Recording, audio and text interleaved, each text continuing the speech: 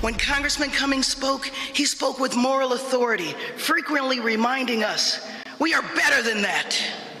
In the midst of these challenging times, Chairman Cummings remained optimistic that better days were ahead. He observed America's not a perfect country, and sometimes she stumbled and fell down. Yet the chairman also made clear that based upon her goodness, America always got up. That was Congresswoman Karen Bass today, honoring her late colleague, Congressman Elijah Cummings. The Congresswoman is the chair of the Congressional Black Caucus, current chair, and a member of both the House Judiciary and Foreign Affairs Committee. She joins me now. And Congresswoman, I have to say, I have sometimes whiplash seeing the remembrances of Elijah Cummings today. With the I'm seeing that picture today and feeling really good about Congress.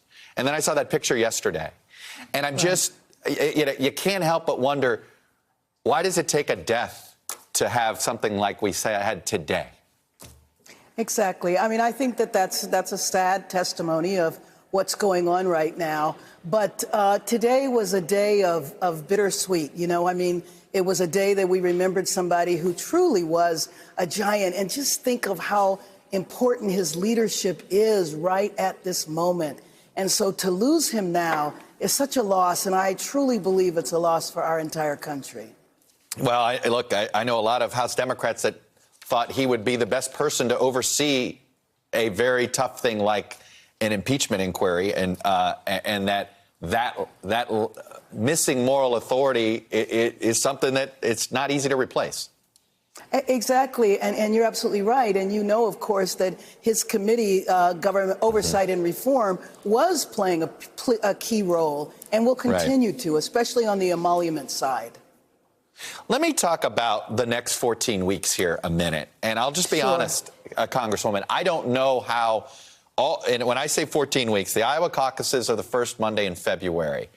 And you guys are embarking on this impeachment proceeding. There's a point you do need to lay this out for the public. How soon does that need to begin in your mind? Oh, I think public airing of all this? I think it's going to begin relatively soon. I believe that chairmanship what does that mean? Is talking about perhaps mid-November. So, you know, we're already almost to the end of October, and we are having daily depositions. And so I think that we are working as hard and as fast as we can. You know that we had a 2-week recess, and the committees were meeting and doing depositions during those entire 2 weeks. We have a recess coming up, and they're going to work through the recess. Do you think if you're going to vote out articles, they need to be voted out in this calendar year? I think so. I mean, I do think it's tough if you get into next year, because then it would be, you know, very difficult right in the middle of primary season. But I don't think that there is a reason for us to wait that long. The other thing, though, and I know you're aware of this, it seems as though the dam is breaking. I mean, it was a qualitative change when that whistleblower came forward. And I believe that the State Department and the intel community have frankly had enough with this administration, and they are coming forward. When I was there for the testimony of Ambassador Taylor, I sat in front of him and just felt that I was looking at a patriot, a man of tremendous courage. And I think other people of courage are coming forward as well.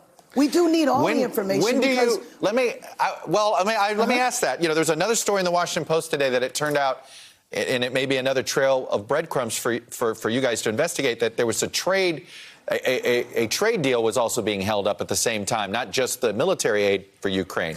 And I guess my question is, when do you have to stop gathering evidence? Like, well, some argue that you have enough for what you're focused on, and yet at the same time, you don't want to leave some stones unturned. When is enough enough? Well, I mean, I think that we do have a list of witnesses that we need to get through. But, Chuck, you know what I think is really important? We need to know how much damage this administration has done to our country.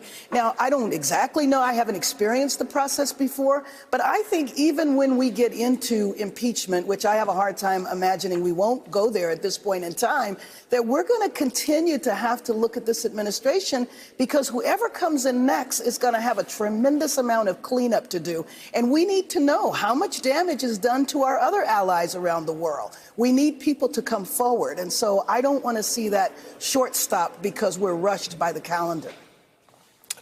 One of the complaints of the Senate Republicans that they're putting out this resolution with Lindsey Graham, Mitch McConnell, 44 senators, not all of them, but 44 signed on to them, essentially saying they don't want to recognize this until you formally vote on an impeachment inquiry. What's wrong with Let me just ask this. Why not call their bluff and hold the vote? Yeah. Because you know what? Because they would move the bar and they would say something else.